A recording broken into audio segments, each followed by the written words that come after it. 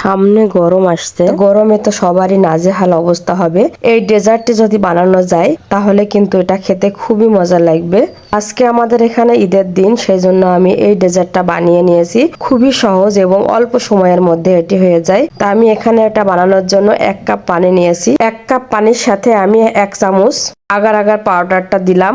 এটা কিন্তু অনবরত নেড়ে এর সাথে গুলিয়ে মিশিয়ে নিতে হবে। এটা কিন্তু যে কোনো সুপার শপে গেলে পাওয়া যায়। এই আগার আগার পাউডারটা যে কোনো তরল পদার্থ জমাট বাঁধাতে সাহায্য করে, সেজন্য এটা দেওয়া। এটা জমাট বাঁধবে সেই জন্যই।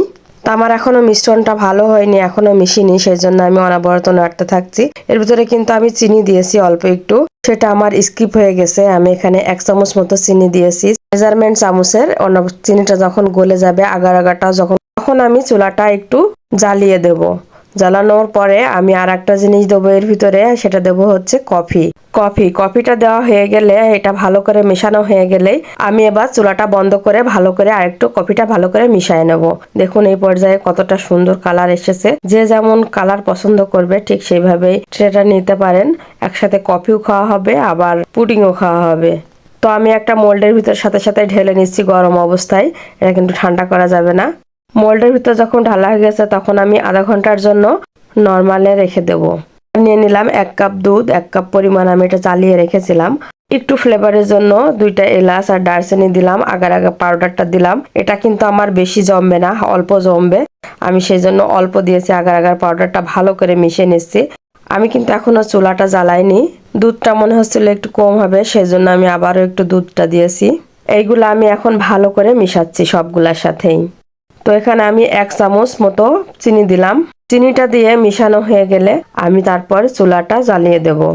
যখন দুধ চিনিটা একেবারে 2-3 বার ফুটে উঠবে তারপরে কিন্তু আমি এটা নামাই নেব। এরপর যখন একটু ঘন হয়ে আসবে তখন আমি এটা নামাই নেব। দেখতেই পারছেন কিরকম হলো। রেস্টে রাখা কফিটা আমি এখন কেটে নেব নাইফের সাহায্যে। দেখুন কত সুন্দর একটি কাটা হচ্ছে, একেবারে নরম তুলতুলা, একেবারে মুখে দিতেই একেবারে মিলে যাবে।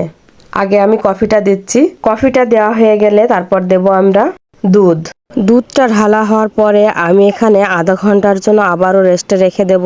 তারপরে দেখুন ম্যাজিক, কি সুন্দর, একেবারে কফিটা আলাদা দুধটা আলাদা, খুবই দারুণ খেতে, খুবই মজা। একসাথে কফিও খাওয়া হবে আবার দুধও খাওয়া হবে।